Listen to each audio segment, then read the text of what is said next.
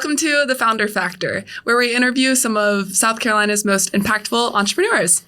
So today we're doing another special episode where we're actually sitting down with the Designli founders. So Designli is an app development company based in Greenville, South Carolina, and they're actually the co-hosts of the Founder Factor podcast. So today we figured we'd do a little bit of a new spin and focus on what it's like to build a services business. Well, welcome to the show, guys. Caroline. Hey, it feels good. Feels good. We've been behind the scenes for a while. I know, seriously. Usually you guys are like right behind the screen, and now it's fun being at the table. Absolutely. Well, yeah, let's do this thing then. So yeah. I've got a topic pitch for you to spin this thing. So we run services companies, obviously, and you interview a lot of great folks with product companies or product enabled services. Our businesses, of course, are you do web design, we do app design. And Josh and I actually were sitting down with a high school buddy last week, and he's looking to start a concrete finishing business, a services company, a trade.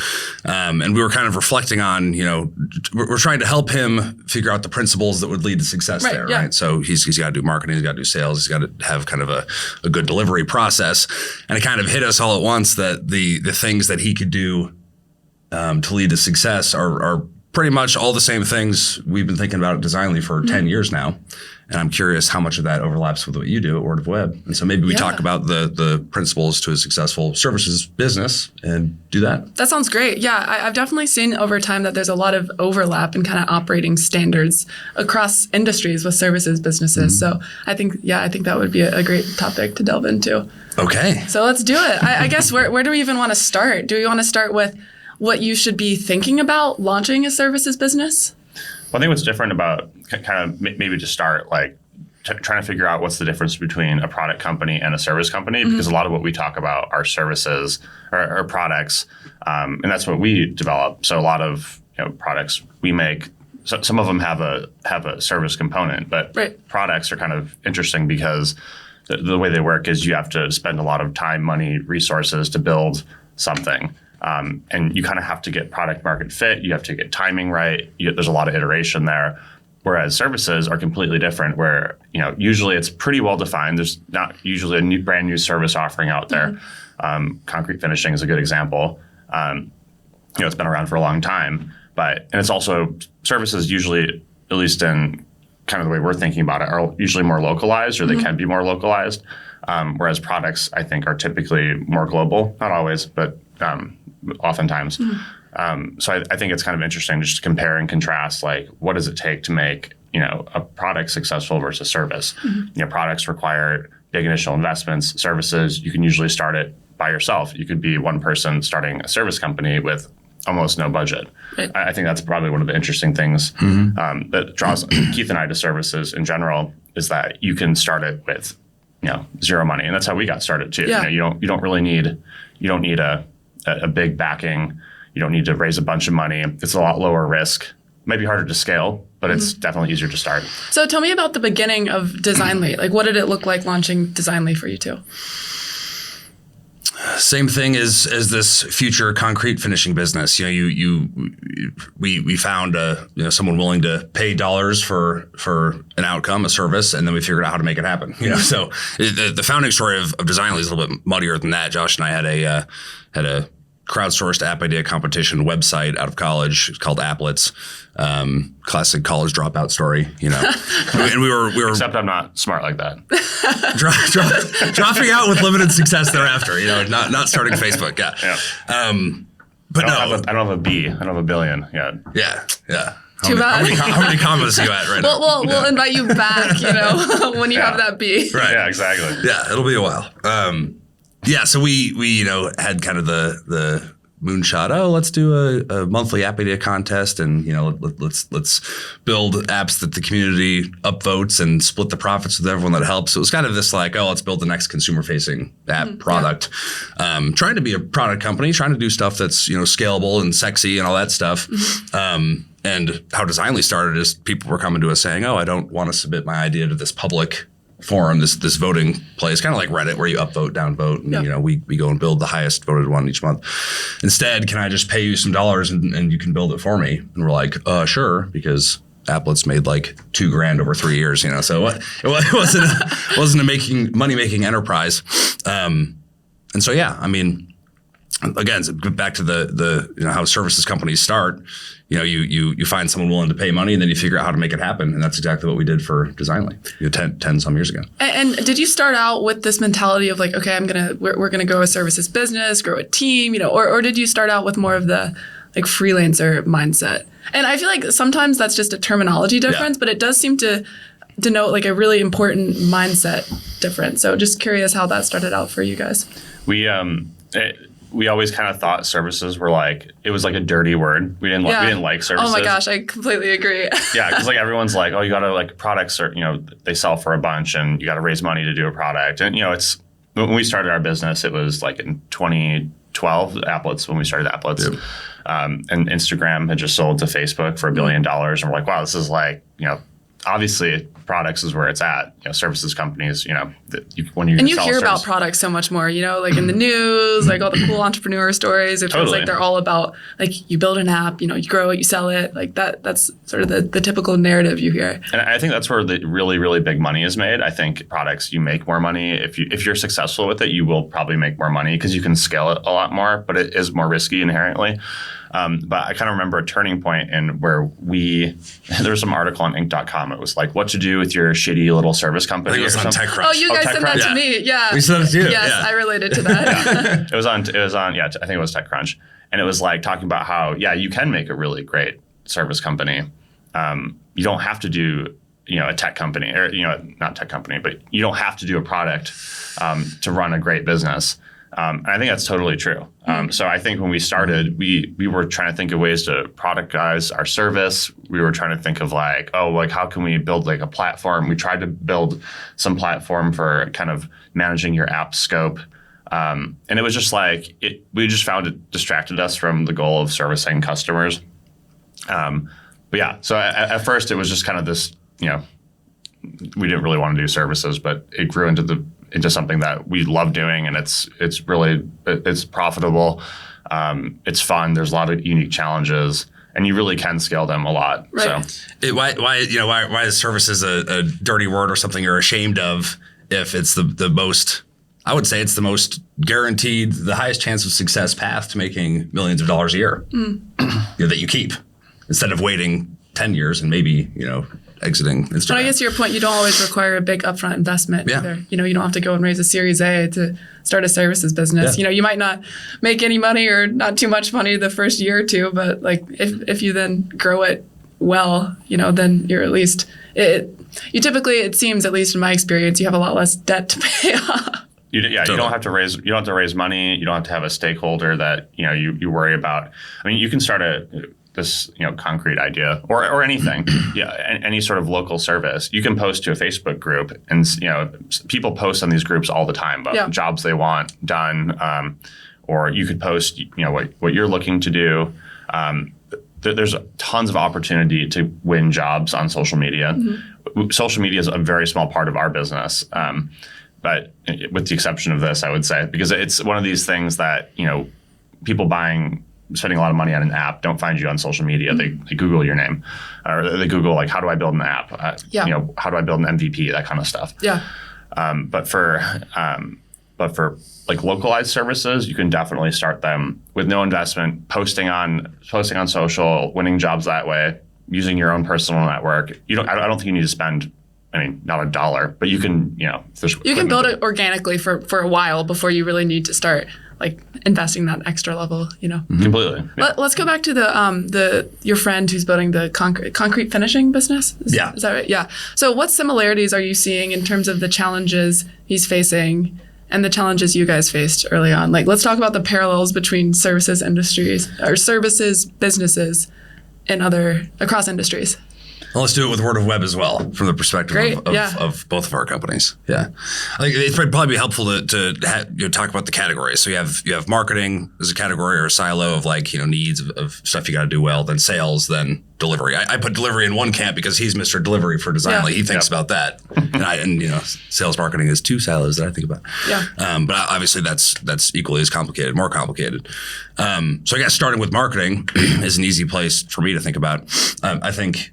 the thing we've found with Designli is online reviews that builds the presence a ton. And I think most companies like us, you start by thinking, oh, I need to have 1 or 2 or 3 years under my belt and some satisfied customers, and then I can start asking for reviews and build that presence. It's kind of like a down the line type of thing. I'll think about it once I get off the ground. I think thinking about this concrete finishing business, I think that idea is flipped. I think you think about that first. Yeah. Because Agreed. the reality is you go and search Google, to his point, localized stuff, concrete finishing, Greenville SC, and you see, oh, okay, the first result is Yelp, and there's only 3 companies on there with none of them have any reviews. Yep. Second result is, the Google Places listing of stuff. The top company there's got 20 reviews. Third is Thumbtack, and okay, that's another directory site. That's the exact same thing we do when it comes to app development. People type in top app developers, and great, we have tons of reviews on these sites, and that's why people find us. But when you localize that, no longer are you selling apps to the world, you're selling concrete finishing just to this area. Yeah. The competition's way lower and the review counts are way the heck lower. So I think the way, you launch a concrete finishing company is you go and find your first, 5, 10 customers by posting on Greenville Young Professionals Facebook group. Yep. And you say, okay, here's a line item discount and we'll give you 20% off, 30% off, I don't care, whatever it is. In exchange for you giving us a 5-star review on this website, Yelp. Yeah. You do that 5 times, and now you're the number 1 rated concrete company in South Carolina because the bar is so low. Yep. And the ability to maybe even, as part of that discount, you say, can we use your testimonial as part of case studies? Exactly. And then, as we've discovered, case studies are great for blog content on your website. They're great for more in-depth reviews of different projects you've done for clients. At least with my business, I found that case studies have been very helpful. Exactly. Yeah. One of the things I thought was interesting too, you asked what are the challenges that he has in scaling this or starting it?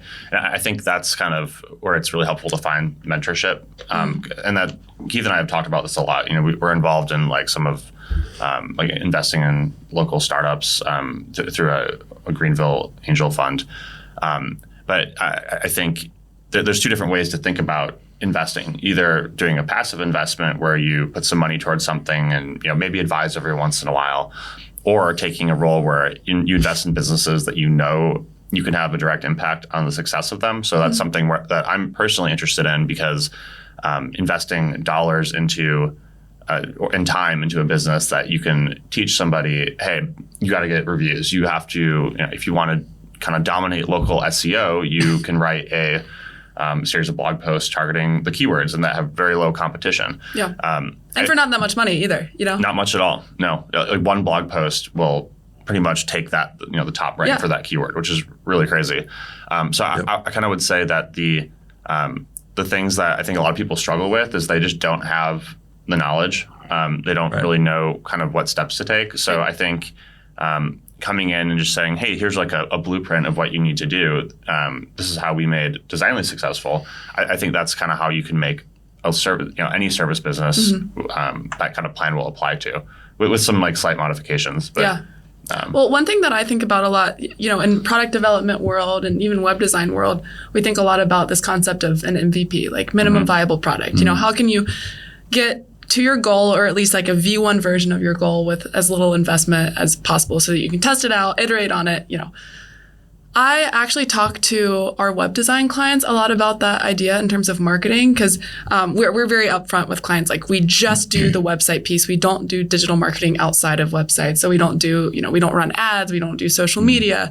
We do search engine optimization, but only the website piece. But of course, a website is just part of a larger marketing strategy. So usually when clients will come to us, they'll ask, how do I get my business in front of more people? And a website's one part of that, but then the rest of digital marketing is the whole other part. So I never claim to be an expert on this at all, but the advice that I usually give people that's seemed to work for a lot of businesses, especially small businesses, is start by getting a website. To your point, start by setting up a Google My Business page, get reviews, and then, if someone Googles, when you're first starting off, a lot of your business is through referrals. So say you have this concrete finishing business. Concrete I was going to say concrete are us. Concrete is us. So they Google, concrete is us. And then that little Google My Business page, that little right tab, the right hand of Google search results pops up.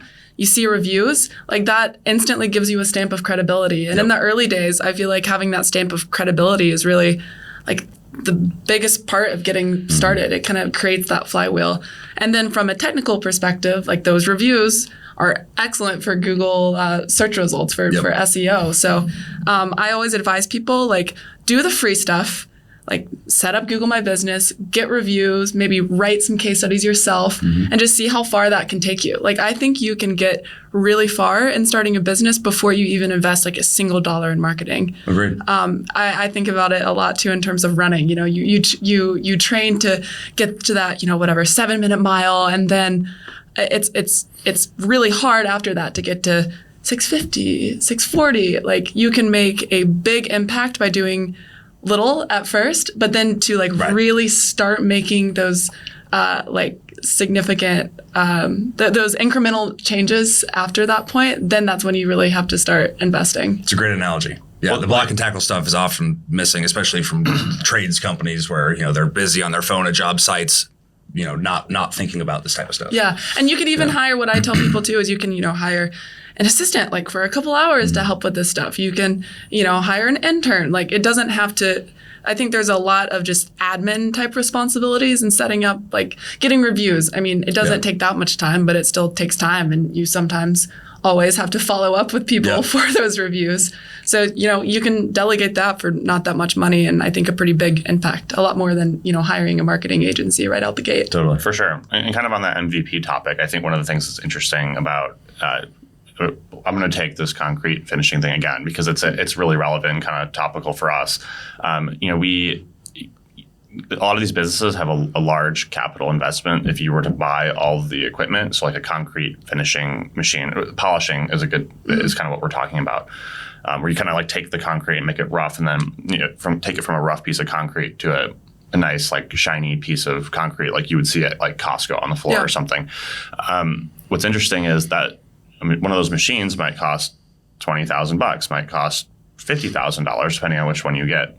There's a broad spectrum, but kind of you don't need to buy that stuff right off the gate. Like, if you were to buy that right away, that's a huge risk you're taking. You're going to have to, either get a loan or pay cash if you have it, and that's not worth the risk, I don't think.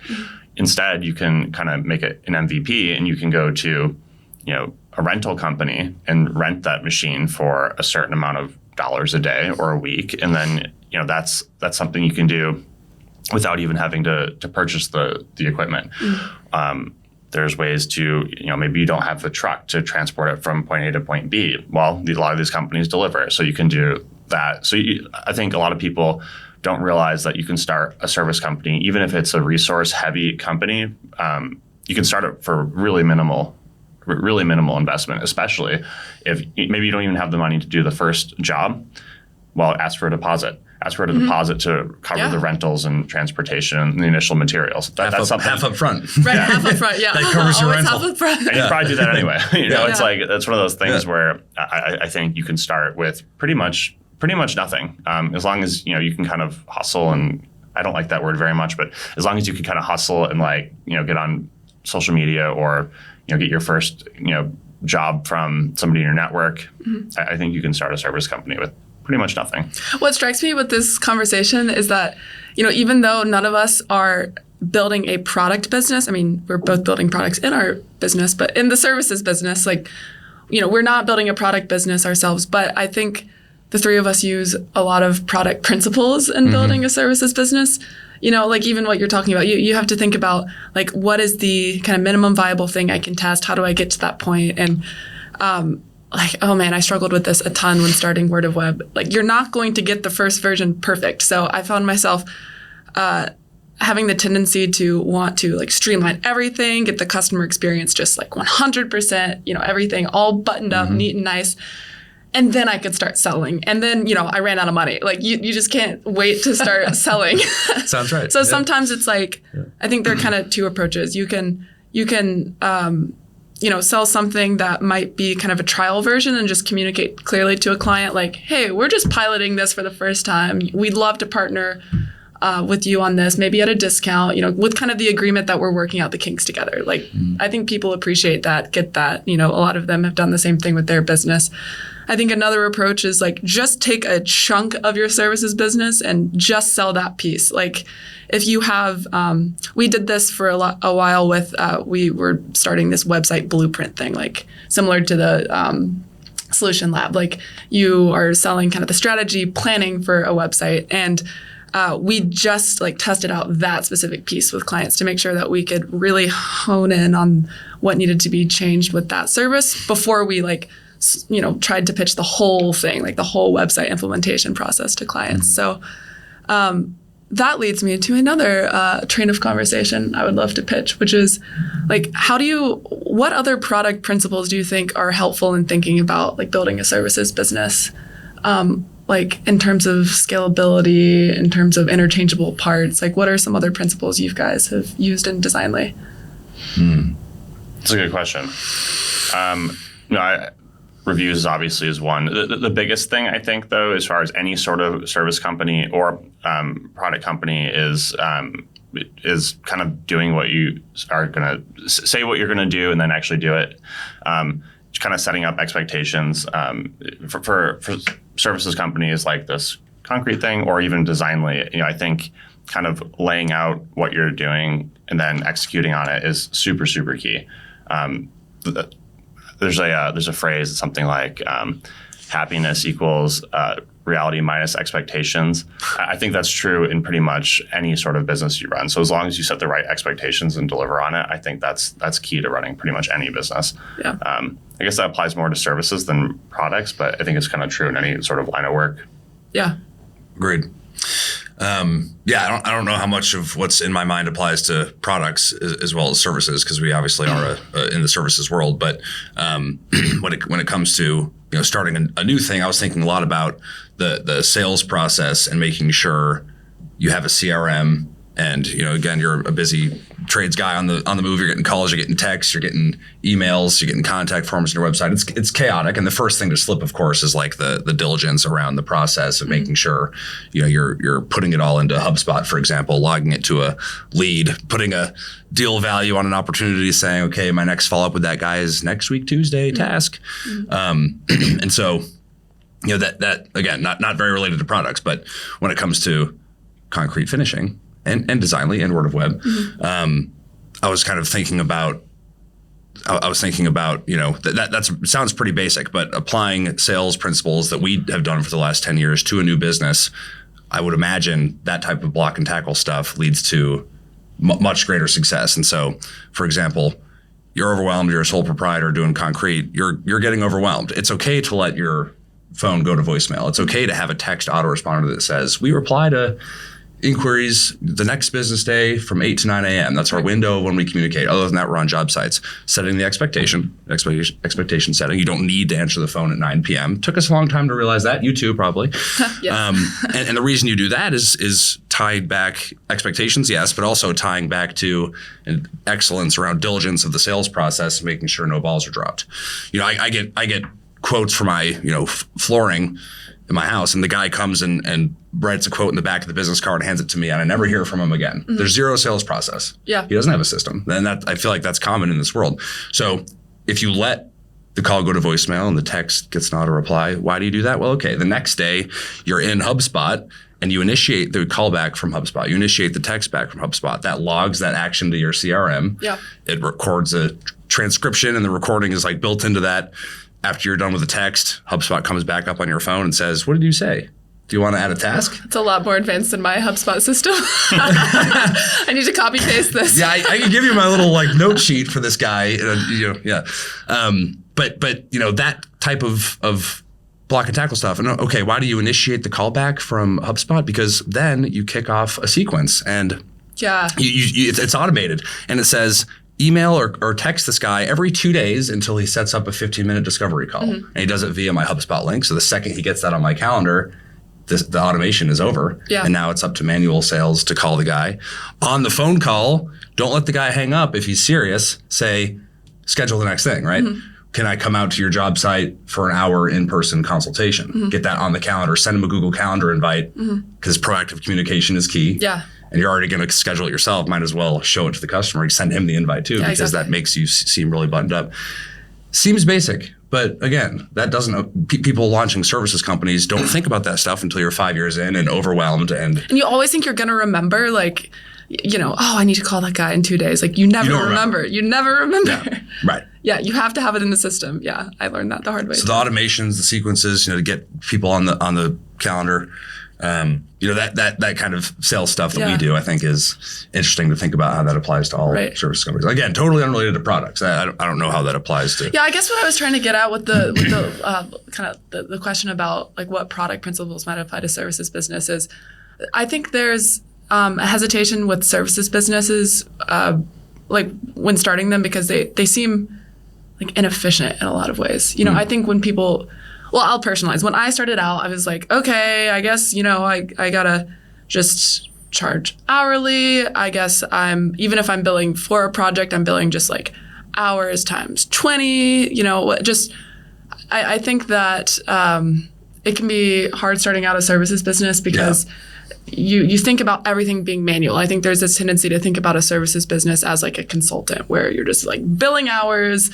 It's like how much time you can produce. Maybe you have a team, but it's then how many hours they can produce. So what I was trying to get at is, do you think there are any like lessons that we can take from product world, or even not just, from your own brain, whatever, that can be used to think about how you might reduce that inefficiency with services businesses, like in terms of pricing, in terms of like growing a team? How do you make a services business be as lean as what product businesses often are?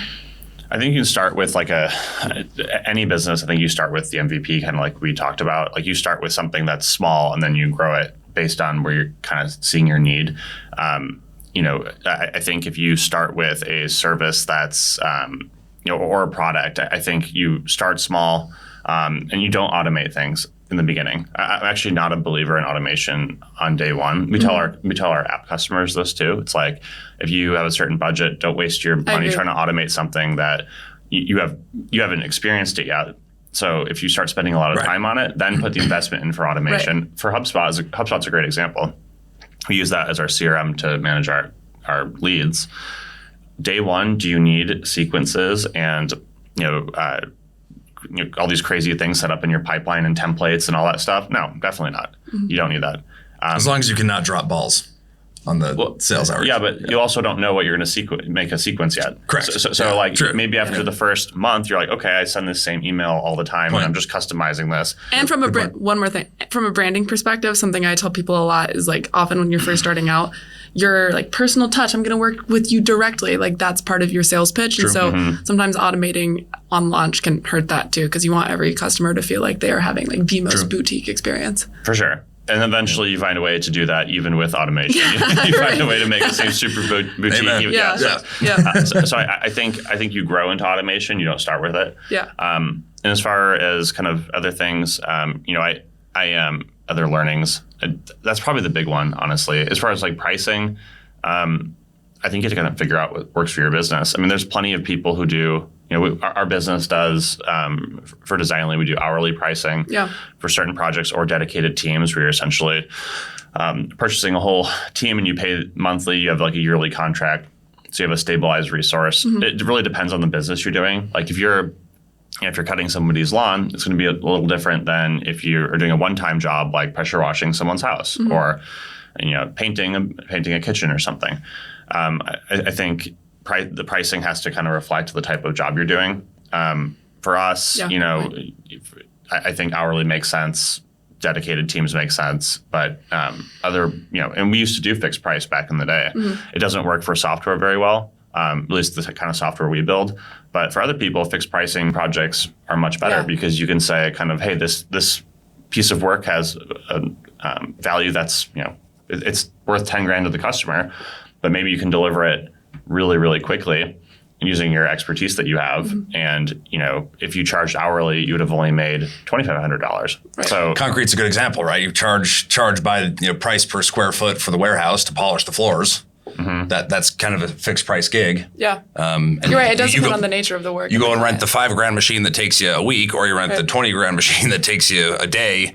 Your cost of goods is hourly, of course, if you're paying a crew, but there's less your concern around making my time feel like I'm getting, compensated. How do you not bill hourly? That doesn't apply to a services company. But even with you guys, you're or at least as I understand it, like you do hourly, but then you're giving people like an expectation of what that total number is going to be up front. I think that's actually very different from how a lot of services businesses run. Like, take a lot of law firms, for example. Like, you have no idea what that in bill is going to be. You know the hourly rate you're paying, but you don't know like how many hours it's going to take to, draft up an NDA or something. So even just subtle shifts, I think like that are important. Like, you can still, bill hourly, but give people an expectation of, okay, like, here's what we estimate that final hourly count is going to be. Yeah. We're accountable to this deliverable at the end of the bucket of 1,000 hours. Yeah, exactly. Absolutely. Yeah, giving good good estimates, good quotes and you can, when a customer can see where that quote is coming from, that's what we do. We kind of have really these detailed estimates that show kind of, where is your development budget and design budget going? Yeah. Which is really key, I think, to our business, to getting people to say yes, and then having great supporting sales documentation saying, this is how we work, this is how we get paid, this is how we ship your product. I think doing the same thing in any line of work is key, and that goes back to that happiness sort of thing. It's like you need to set the expectations, and then what is the actual reality. If you can match those two things, or if you can make the reality better than the expectations, you're gonna have a happy customer. Yeah. So that's like super key to, I think, any product or service. Right. And the three of us, just because, we talk a lot about this stuff, I know we have each structured our businesses in a way that's like, someone isn't just coming to us and saying, like, hey, we need help with this thing. Like, we're going to tell you exactly like what we want done with this product. Like, in a lot of ways, I think like we're both like Word of Web and Designli are offering more of a product. Like, in some sense, we're saying, here are kind of the services, like the typical service buckets we provide. Like, here is the process we go through. Here's the pricing you can expect. Here are the feedback checkpoints. True. In a lot of ways, I think that is a way of being able to scale a services business more effectively, like creating these component pieces that you can just duplicate. Like, this was actually advice you guys gave me early on, which I have followed. Like, write all of your implementation procedures down. Like, every single thing you do day to day, every team member, like the way that Designli does things, the way that Word of Web does things, write it down, like turn it into a handbook. And I think that keeps you accountable for like keeping the same quality across projects, but also gives you the ability to just copy paste, Yep. And I think that looks really different than kind of the more like reactive services business which there's nothing wrong with that, to be clear, but a reactive services business where, you customize every single little part of the process for each client. Every project looks totally different. Like, even though the content of every project looks very different for each of us, like, we're still following the same process and using the same pieces, That's true. Yeah, it's much more scalable that way. Like, when we write a job description, we basically tell someone exactly what they're going to be doing. Yeah. It's not like you're going to be in a dynamic marketing role. It's like, none of that stuff. It's like, nope, you're going to be working on our marketing dashboard spreadsheet. You're going to update it with Google Analytics. It's like super detailed. All our job descriptions are like that. And I think if you can kind of build out your org chart and say, even if you're the only person in your org chart on day one, I think knowing what the descriptions for those roles are and kind of who will fill those in the future, that's also really key to scaling a service company. You're so right. Writing out your own job description when it's just you. Because then I use that at the beginning to see, like, basically to understand what things I shouldn't be doing. Like, when I actually wrote out everything that I was doing day to day, I was like, oh my gosh, 3/4 of this I absolutely have no business doing, either because it's not a good use of company resources or I'm just straight up bad at it. That's the E-Myth book, which, have you read that? No, I know. I need to. I know. But you already did it, right? So you do your org chart and there's a lot of circles on it and it's all Caroline, but you've got the job description. And then you're like, okay, I'm overwhelmed because I'm like actually 10 people's jobs in one. But look at that circle there. That takes 50% of my time, and I can pay an accountant $200 a month to do my bookkeeping and take that circle entirely off my radar. And that's how you think about, making Caroline less overwhelmed because look at these pieces. And also it sets you up for hiring very well because that section is a marketing person would be better at that than me. And, exactly. Yep. And you can still find people to fill multiple roles too. Just because you fill, all the roles in the beginning, you can find someone who, like for our business, we found someone who could do, content writing and like project specs for a while. And now we're kind of growing past that. And now, we're getting a dedicated marketing person. And so it's kind of like you can find people out there who are really capable of doing a lot of different tasks. It doesn't have to be just you in the beginning or kind of early on. But just kind of with the mind of like, hey, this is probably a different skill set at some point. It's really helpful. Yep. Agreed. So we're running low on time, but I wanted to hit one other principle for a services company. I've got a family member that works at this mom and pop services company. And it's, 25 employees. And, I was asking some questions, they're kind of in a management role. And I was like, okay, how many, the cash in the bank, how many months of, if all projects paused out or maybe just the existing customers fizzle out and you didn't get any new pipeline in, what would it look like? And most small services companies have no idea of how to answer that. So I think the first thing I would do for a concrete finishing business or any services company is to build what we have, which I think is a kind of secret weapon, which is a cash flow spreadsheet. It's a derivative of your profit loss from QuickBooks, dump it out, and then put in your revenue columns per month, what you expect your deal pipeline to be. And you see all of your cost of goods changing dynamically. You see net income each month. You see cash balance. My business checking account, what is it doing? Yep. And we've got, a couple variants of that spreadsheet, which is like, everything goes away tomorrow. Obviously not going to happen, but doomsday. When do you have to fire people? We tend to do that. Of course we do. Yeah, we always get nervous. Like, how much cash do we have in the bank? 2020 proved that was maybe a good move.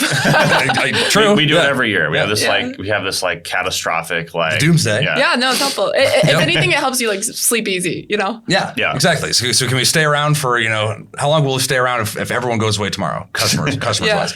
Next one is current customers kind of do maintenance and not much more. Yep. Third is like, a reasonable understanding of informed from HubSpot sales pipeline. You know for a fact that I get 100 leads a month, 10% of them are opportunities, 10% of those become customers. And I can see, okay. Maybe like marketing ROI too. Yeah. Project out my sales pipeline that I know with a relative degree of certainty that's going to close. And what does my profit at the end of the year look like?